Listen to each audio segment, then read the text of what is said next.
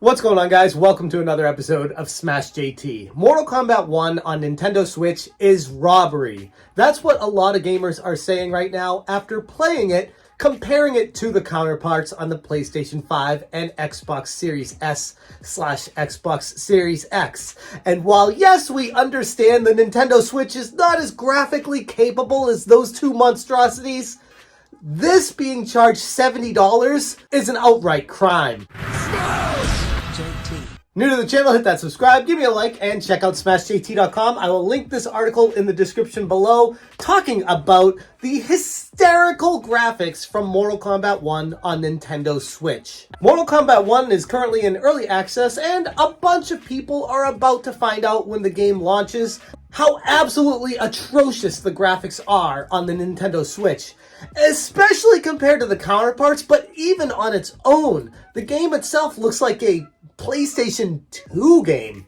And that's giving it credit. I mean, you watch it closely, it's almost PlayStation 1. And while graphics aren't the highlight of the Nintendo Switch, you do expect at least some sort of quality from the game that you're playing. This looks like it's been mailed in. And this is all despite the $70 price tag on the Nintendo Switch, which is the most ridiculous part about all of this. Going into a game on the Nintendo Switch, no, I don't expect it to be on the level of a PlayStation 5 or Xbox Series S/X game, but at the same time, I'd like some sort of graphical comparison, some sort of next generation, some sort of, okay, that's worth $70 to me. And this game on the Nintendo Switch ain't it. And social media is blowing up right now with graphical comparisons showing the differences between the versions and how bad the Nintendo Switch actually looks. Many people believe that NetherRealm's decision to release Mortal Kombat 1 for the Nintendo Switch at the same price point as its counterparts on more powerful consoles is unfair. Terms like robbery, disrespectful being thrown around by people, suggesting that they feel shortchanged by this decision, almost to the point that Mortal Kombat 1 should not have even come out to the Nintendo Switch. It should have just been put on hold and waiting for the Nintendo Switch 2 so that at least it would somewhat compare to the counterparts to which it pales in comparison now. People are showing characters like Li Mei side by side and the stark differences between the Switch version and others, and some disgruntled gamers had remarked that if they had experienced such graphical issues after purchasing the Switch version, they would ask for a refund in a heartbeat. Though most of these have been given out for free for review's sake, they are being pretty brutally honest with their feelings about how poor the graphics are. And here's the funniest part about all of it. NetherRealm made the decision that gamers can't make recordings of these clips. You have to get external software like an Elgato connecting it to your PC and recording it that way to be able to show it off. You can't use the Switch's recording function on it because even they knew how embarrassing this was. And if that's the case, that's basically NetherRealm telling you, the gamer, the purchaser, the consumer, that this game is not up to snuff on the Nintendo Switch, and you probably shouldn't buy it. And even though the graphics are that bad, the gameplay is somewhat playable and acceptable, the biggest issue that I had while I was researching this is how embarrassingly long the load times are. This black screen that you're looking at right now was provided to us from Janibo, who said that this was not doctored at all. None of the visuals were doctored, none of the load times were slowed down. This is the game. In 2023, Mortal Kombat 1 takes this long to load from screen to screen.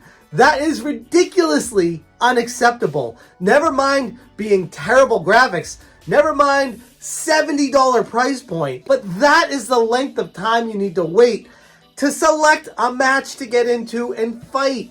And it's not even playing it online. That's just a regular match. And the fact that they're able to charge $70 for a next-gen title because it's on the latest console that Nintendo's provided shows just how out of touch they are with the community. Just because this is Nintendo's latest console doesn't justify a $70 price tag on it. That's the real problem. Even $60 would be pushing it, we're looking at a game that, yes, for the most part, the gameplay is fine, even though I've seen plenty of glitches along those lines as well with it. Most of the reviewers right now playing it saying the gameplay is perfectly fine. It's just the graphical comedy issues that they run into that's the major problem with the Switch version. And charging $70 for it is so wrong that you need to call NetherRealm Studios out on this. It's an embarrassment. For people that only have a Nintendo Switch and love Mortal Kombat, that have to get this on it, I guess, you know, for that small niche of people that only have the Nintendo Switch,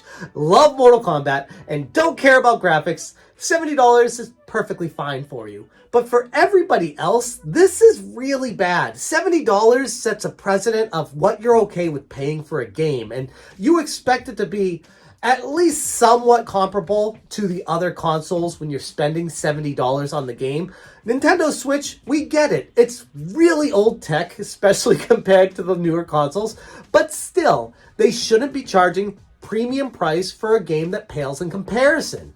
I was watching some of these clips from Jonibo, who was covering the Nintendo release, and he described Mortal Kombat 1 experience as a reminiscent of a PS1 game, emphasizing a subpar visual quality. So, a PS1 game in 2023 on the Nintendo Switch, one, no way, no how should be $70, but two, should show you just how desperate Nintendo is to come out with the Nintendo Switch 2 as soon as possible. Because as long as this keeps happening, it's just a black eye over and over and over again on Nintendo. This looks bad. And while many people are acknowledging that having Mortal Kombat 1 even available on the Nintendo Switch is good, the same price point as its visually superior counterparts seem borderline criminal.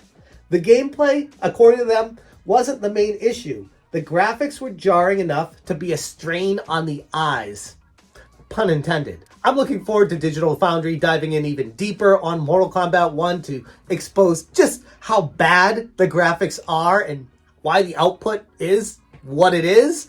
But for now, we could just take solace in looking at these screenshots, playing these videos, and just looking at, like, how could a game come out to the Nintendo Switch that looks like this? And I get it. There's going to be a lot of people watching this being like, yeah, Nintendo Switch, it's old tech. It sucks. The graphics are terrible on it. You should expect that out of them. And if you're a Nintendo fanboy, pay the $70 because that's what you deserve. And I get that angle of it. But at the same time, I love my Nintendo Switch. I love the games I play on it. Looking at games like Tears of the Kingdom and even the first generation Super Mario Odyssey and those kind of games really push the boundaries of what the Nintendo Switch is capable of.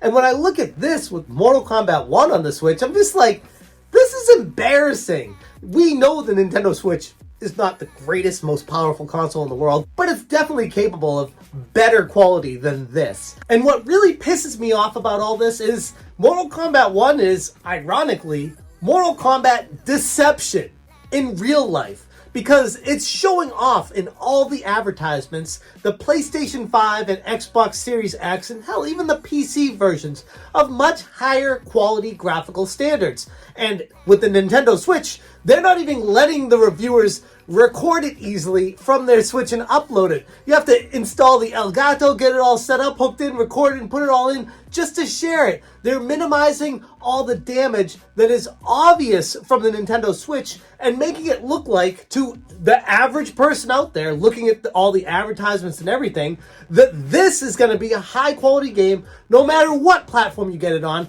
And oh yeah, by the way, across the board, it's $70 no matter where you get it, so you're getting the same experience everywhere, when you're not. And customers should not be okay with it. They need to take a stand and be angry about this. Do not let them charge $70 for a game that was just pushed through with the minimal graphics possible in order to call it a quote-unquote game. Because that's what this is. It barely qualifies as looking like a game. In 2023, that's not acceptable. I'm going to leave it there. Thank you guys so much for watching. And as always, you stay smashing.